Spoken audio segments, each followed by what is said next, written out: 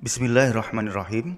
Imam Al-Lalaka'i, Hibatullah bin Zaid Al-Lalaka'i, wafat tahun 408 Hijriah atau bertepatan dengan 1027 Masehi.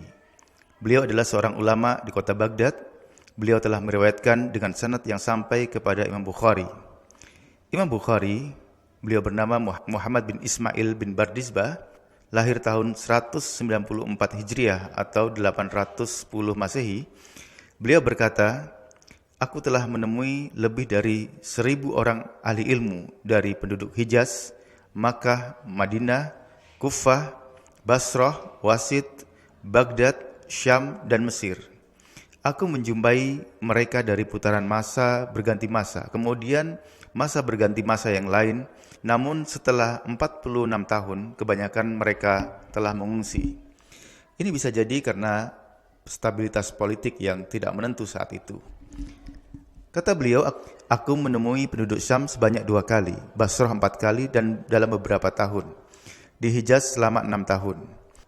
Di kota Baghdad inilah Imam Bukhari berguru kepada Imam Ahmad bin Hanbal. Disebutkan Imam Bukhari telah melakukan perjalanan ilmiah, rihlatul ilmiah, dengan menempuh jarak sekitar 14 km di berbagai negara. Kemudian bagaimanakah akidah Imam Bukhari? Kata beliau, saya tidak mengetahui seorang pun dari mereka, yakni lebih dari 1000 guru, berselisih terhadap perkara-perkara akidah di bawah ini. Yang pertama, sesungguhnya agama adalah ucapan dan perbuatan.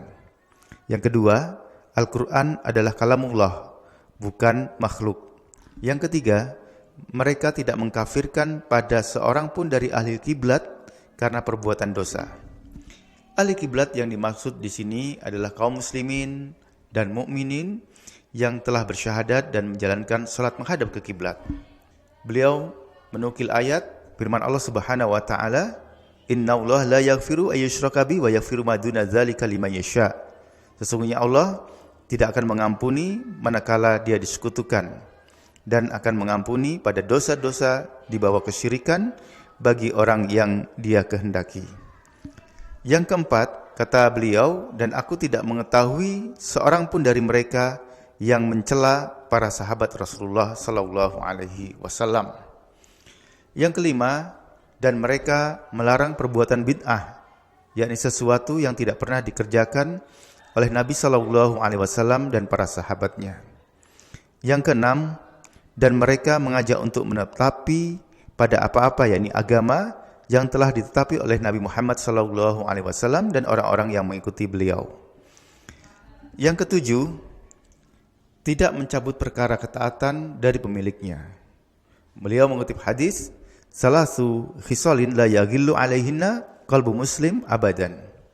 Ada 3 perkara yang tidak akan dikhianati oleh hati seorang mukmin selama-lamanya.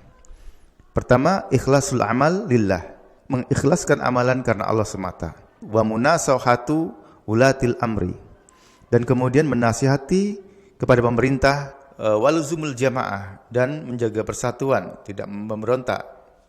Kemudian fa inna da'watahum tuhitu min waraihim, sesungguhnya ajakan pada luzumul jamaah, menjaga persatuan kaum muslimin, akan menjadi pagar yang melindungi dari arah belakang mereka, artinya mencegah musuh yang akan masuk ke dalam barisan mereka. Rawi Imam Ahmad dari Zaid bin Sabit. Kemudian dikuatkan dengan firman Allah, "Ya ayyuhallazina amanu atiullaha wa atiur rasulah wa ulil amri minkum." Wahai orang yang beriman, taatlah kepada Allah, taatlah kepada Rasul, dan ulil amri di antara kalian. Kemudian dalam catatan Imam Bukhari, kita ketahui hidup pada masa kekhalifahan Abbasiyah pertama, mulai dari Al-Amin bin Harun Ar-Rasyid, kemudian Ma'mun, kemudian Mu'tasim Billah, dan kemudian di masa Al-Wasik Billah, umur beliau saat itu 38 tahun, dan di masa inilah Imam Bukhari menyelesaikan kitab sahihnya. Dengan demikian, kita tidak menemukan catatan bahwa Imam Bukhari memiliki pemikiran atau akidah baiat-baiat istisnaiyah, atau baiat-baiat yang tersembunyi di balik penguasa muslim yang sah. Dan dalam catatan sejarah, sebelum berdirinya kekhalifahan Abbasiyah, Wilayah Khurasan yang meliputi Bukhara, Samarkand, Uzbekistan dan lain-lain adalah pusat propaganda persiapan penggulingan kekuasaan kekhalifan Muawiyah. Karena memang penduduk Khurasan termasuk penduduk yang mana mereka saat itu merasa dizolimi oleh kekhalifahan Bani Umayyah.